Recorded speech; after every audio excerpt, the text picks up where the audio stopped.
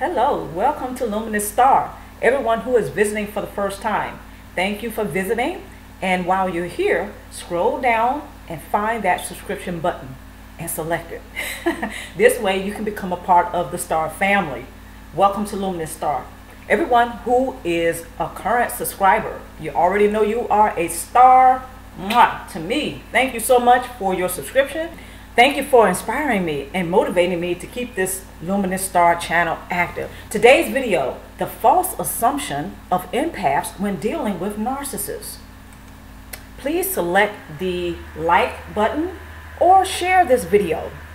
First point, one of the mistakes that empaths and those who may behave codependently make is that the narcissist will love him or her if they love the narcissist. Narcissists are only loyal to their false self-image at the expense of others. Due to the fixed narcissistic personality disorder, this more than likely will never change. Next point.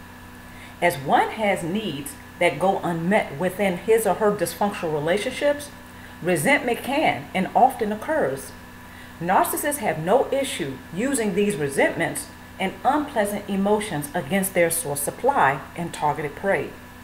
Narcissists are not able to emotionally regulate, and it is for that reason alone that the love of others for him or her will ever be reciprocated. Next point. Empaths, source suppliers, and codependents are left to sink further into the sunken place as the narcissist continues to intentionally trigger him or her. Narcissists always and only give to get. They are predatory in nature, therefore narcissists tend to invest in dysfunctional relationships which are highly conditional without apology. So the narcissist and cluster B personality, they have no problem expressing what their desires are or what their wants or what their needs are. They even will use some diabolical tactics to obtain source supply. They have no problem doing this. The four emotions that narcissists usually feel are anger, fear, hatred, and they also feel jealousy. Considering that alone, that's a clue that 9 times out of 10 chances, the narcissist and the cluster B personality, they will not make a great romantic partner. Codependents and source suppliers, as well as empaths, are often left to sink further in the sunken place because he or she, they already feel unpleasant emotions. Let's move forward. Due to processing a strong sense of entitlement, the narcissist conveniently psychologically blocks signs of trauma, distress, and anger in others. The grooming process is often used by narcissists to apply to various targeted prey in order to ensure that the narcissist is well supplied. The tactics for source supply often become diabolical as the dysfunctional relationship continues. So as time goes on, the dysfunctional relationship with the narcissist, it tends to not get better. There may be moments where it's a little quiet and it may seem peaceful in the relationship, but don't be fooled. It's only the calm before the storm. So due to a strong sense of entitlement, the narcissist and cluster B personality, they conveniently block signs of distress, anger, and trauma in others, all so they can continue to be supplied without the heavy consciousness, if you would. Narcissists and cluster B personalities, they tend to lack empathy. That means they tend to lack a conscious. Narcissists and cluster B personality, another thing that they tend to do is they tend to groom other people in order to obtain the source supply from various sources. Okay, so they usually have a lot of people around them. They have no problem starting relationships, but those relationships tend to be very volatile and dysfunctional, and they like to keep all of this going so they never run out of supply. So they have to groom each and every person in order to obtain the source supply.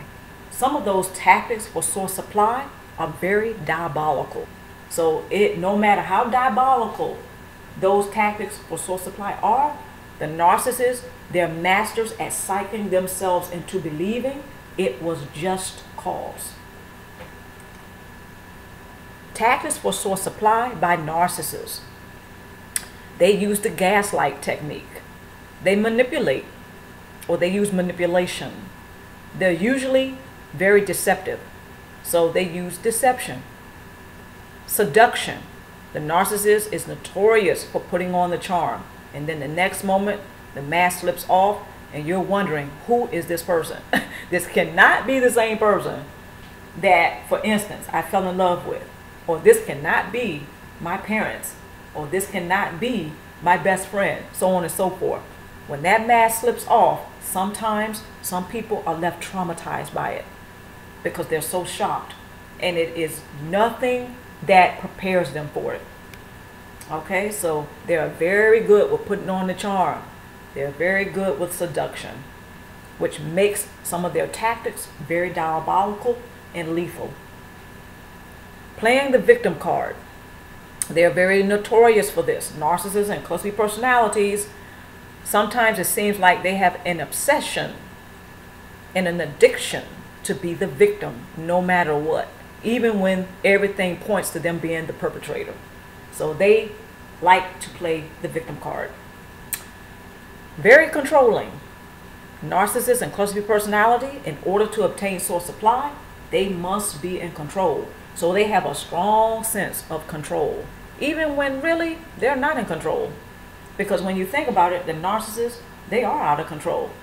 There's so many clues to point to that, such as they're being in a chaotic situation a lot, and they're always wanting you to bail them out, to rescue them, to save them. So they tend to place themselves in a lot of hot water with people, yet they think that it's never their fault. They always blame other people.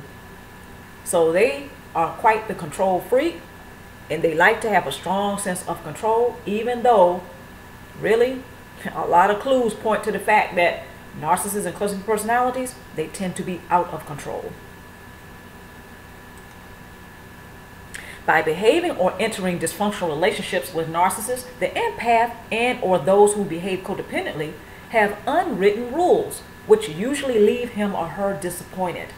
Many empaths and codependents are willing to sacrifice themselves in hopes to be loved, respected, accepted, and validated. So a lot of empaths and those who behave codependently, they have an unwritten rule, which usually gets them into trouble.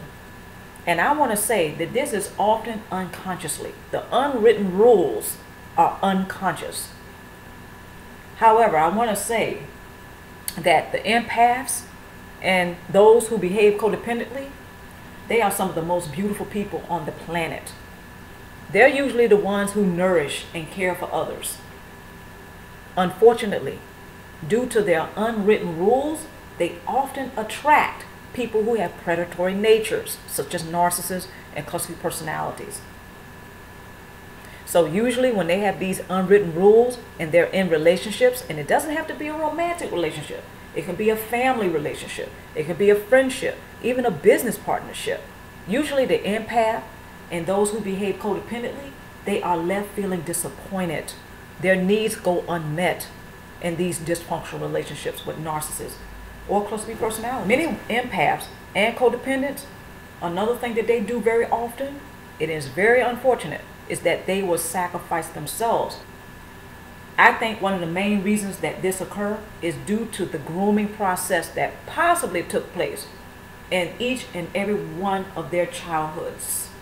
So an empath and those who behave codependently, usually if you look in their childhoods, if you search that history, you will find that they have been groomed to behave codependently.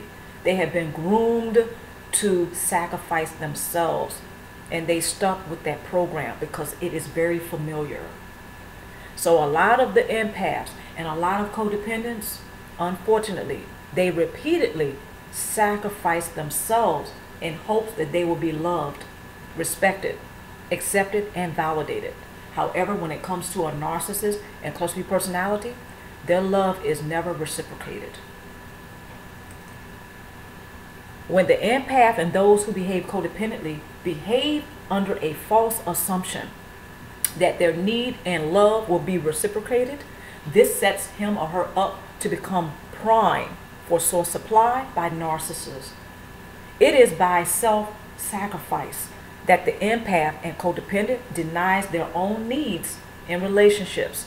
So not only does the empath and those who behave codependently sacrifice themselves, but by doing so, they deny their own needs in relationships. The self-sacrificing of the empath and the codependent relieves the narcissist and or cluster B personality of any responsibility to reciprocate. Unfortunately, some empaths and codependents will silently suffer unpleasant emotions and negative thoughts that can cause their health to become poor. Reinforcements from the narcissist more than likely will remain very poor.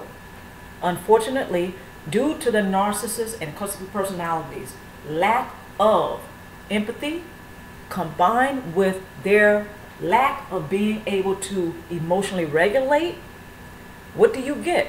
You get a person who doesn't care. They tend to be very negligent when it comes to expressing love and care for others and making sure that they meet other people halfway to make sure that the relationship is healthy and balanced.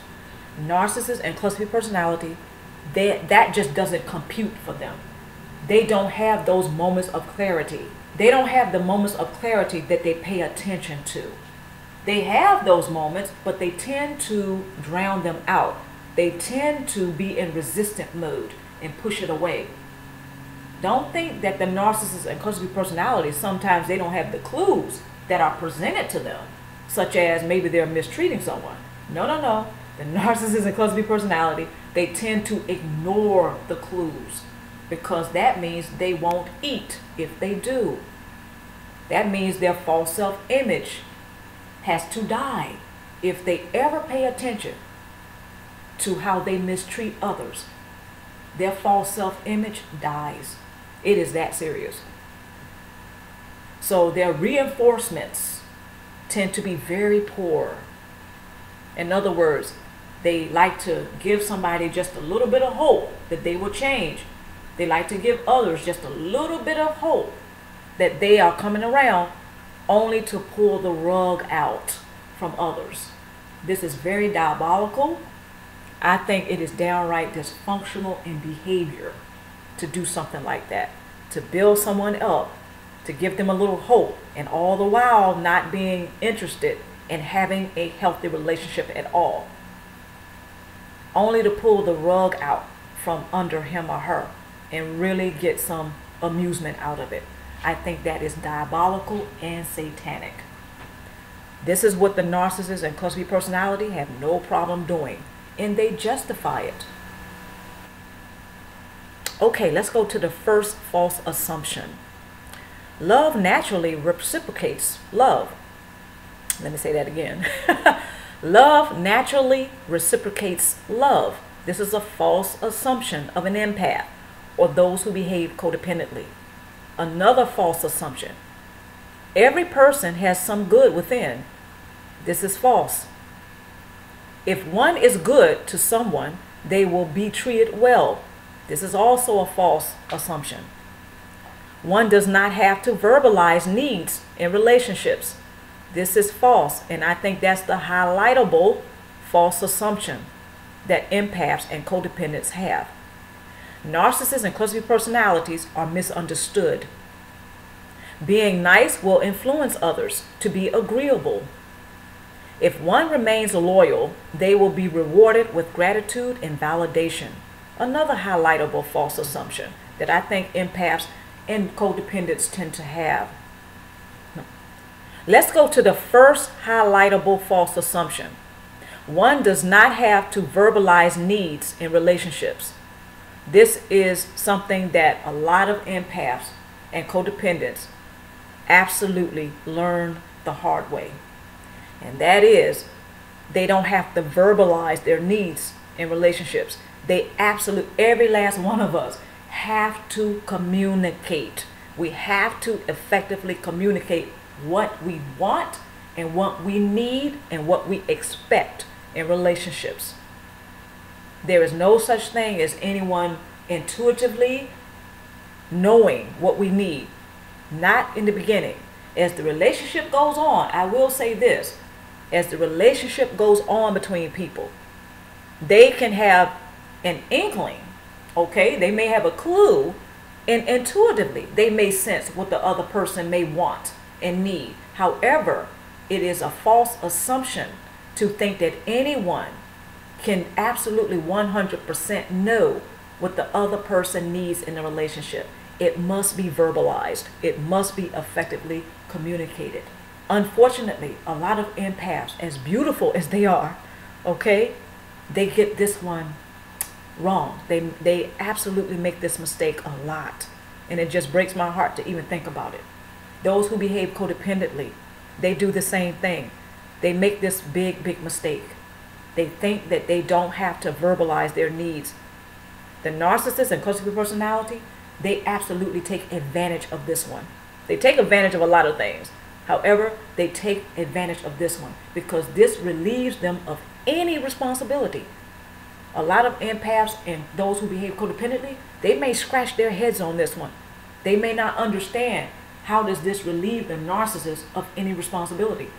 Well, it does, because number one, the narcissist and codependent personality, just like anyone else on the planet, does not know 100% what another person desires or needs in a relationship if they are not told. The narcissist and codependent personality, they do some very diabolical things. However, I don't mean to sound like I'm defending them, because I'm not. The point that I'm making is that no one on the planet can know 100% what another person needs or wants in the relationship unless it is verbalized. The narcissist and codependent personality, they're not excluded from that group. If the empath is not telling the narcissist what he or she needs in the relationship, that relieves the narcissist of any responsibility to reciprocate their love or whatever their needs are. They're completely relieved. They're let off the hook. In other words, they cannot be blamed for whatever happens in the relationship from that point on. I know some empaths and some who behave codependently, again, this may seem like a harsh reality, yet it is the reality. The narcissist and codependent personality is repeatedly left off the hook unconsciously by the empath and the codependent, simply by not verbalizing what they need and what they want in the relationship. Okay, so let's take a look at the second highlightable false assumption by empaths and those who behave codependently. If one remains loyal, they will be rewarded with gratitude and validation. Absolutely not. Absolutely not. The narcissist and the codependent personality, this is another one that they get away big time with. The narcissist and codependent personality, they are only loyal to their false self-image. So if the empath and those who behave codependently choose to remain loyal to the narcissist, they cannot really hold the narcissist accountable. They really can't. When they are not rewarded with gratitude and or validation or anything else that we may want in those relationships with someone, those things that make us feel loved and cared for.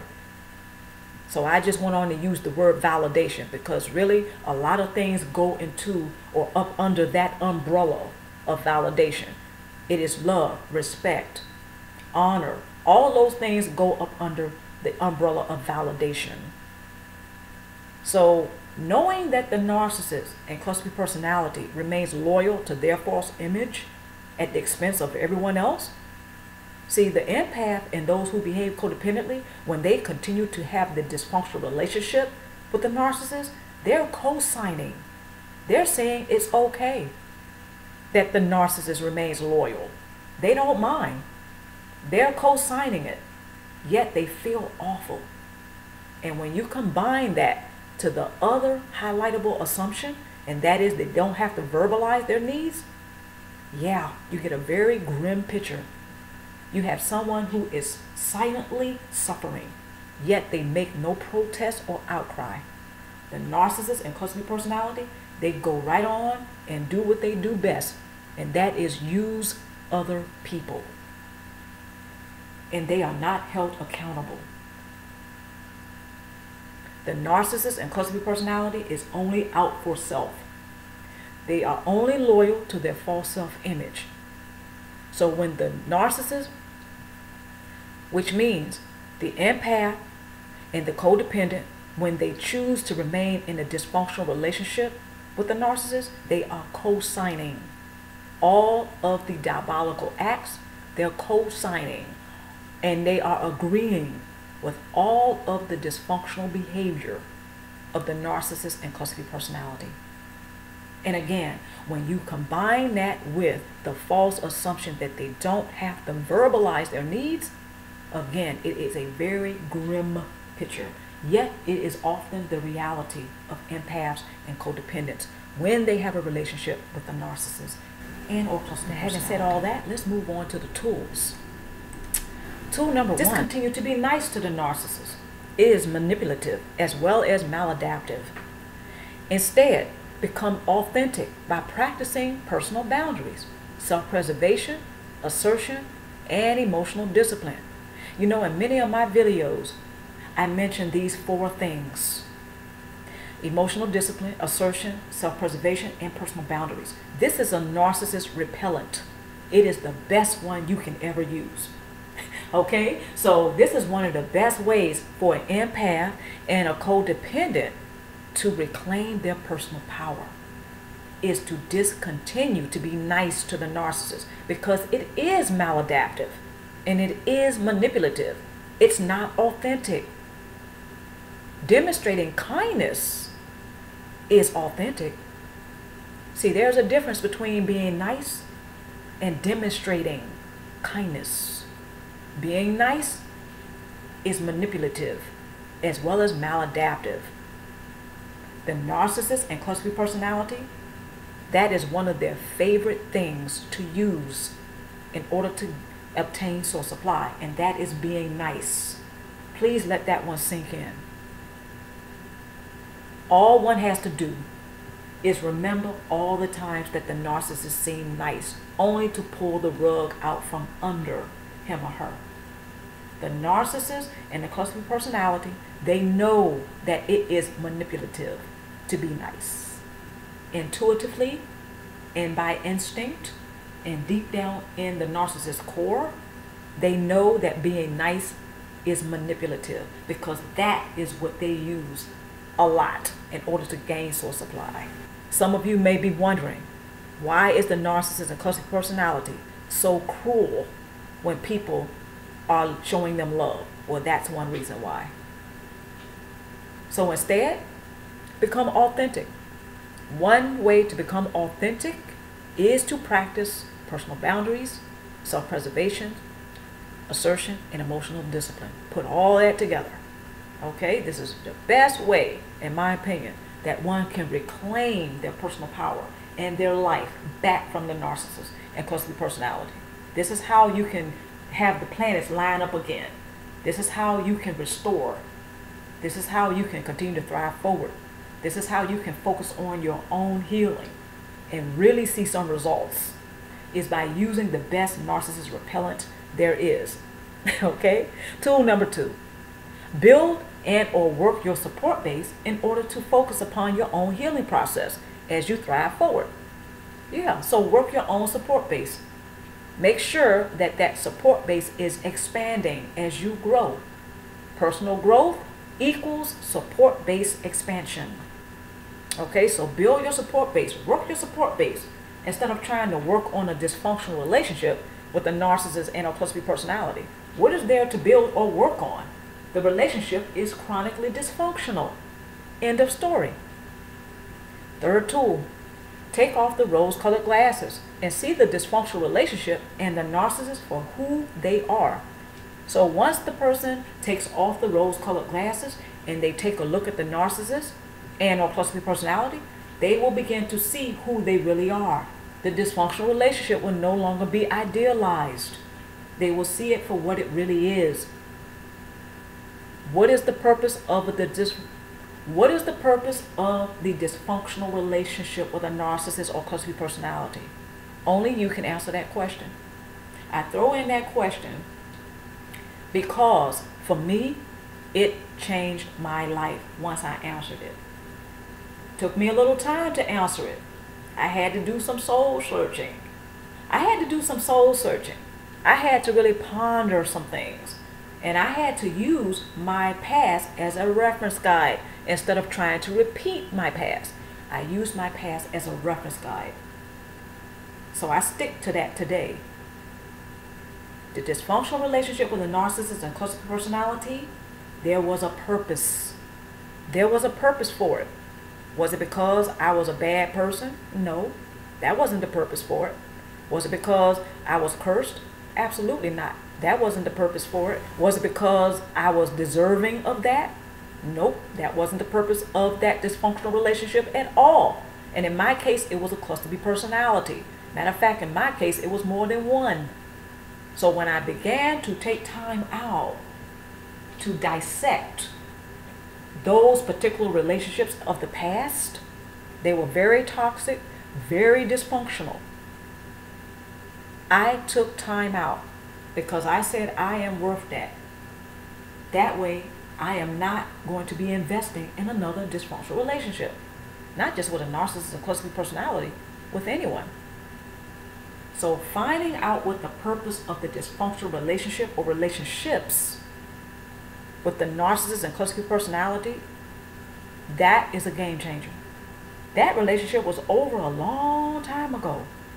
What is there to work on? What is there to build? What is there to talk about? What is there to figure out? Right. And having said all that, let's move on to the critical questions. Critical question number 1. What evidence do you have which supports the narcissist? Critical question number 1. What evidence do you have which supports that the narcissist owes you anything that he or she has the capacity to repay? Try to be as specific as possible. This is a tough one. One that also helped me a lot. What evidence do you have which supports that the narcissist owes you anything that he or she has the capacity to repay? In other words, do they have the ability to repay it? Are they capable? Are they wired and programmed in such a way that it will naturally come to them and they are able to behave accordingly? More than likely, that answer is no. The narcissist and the cluster B personality, they are not able to emotionally regulate.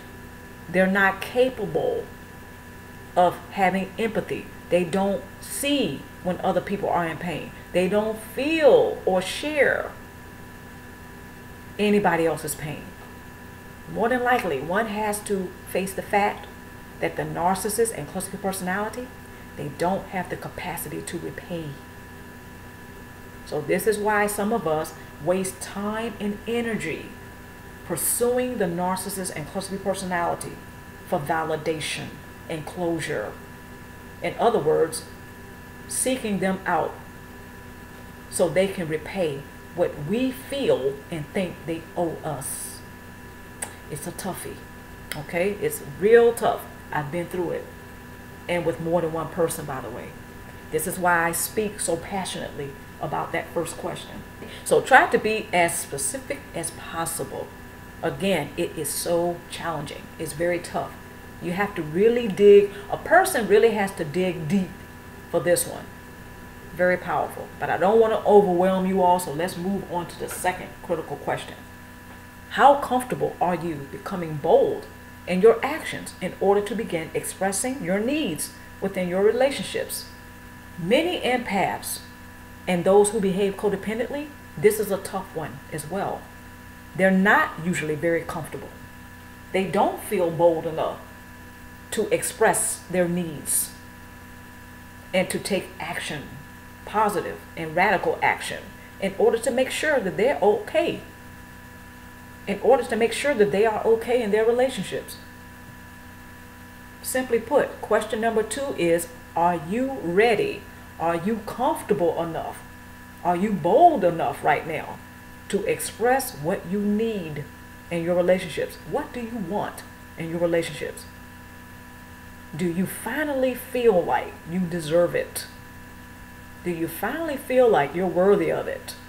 And I don't mean just speaking the words. Do you feel it in your core? Do you really feel it in your core? It's not enough to speak the words. You have to feel it.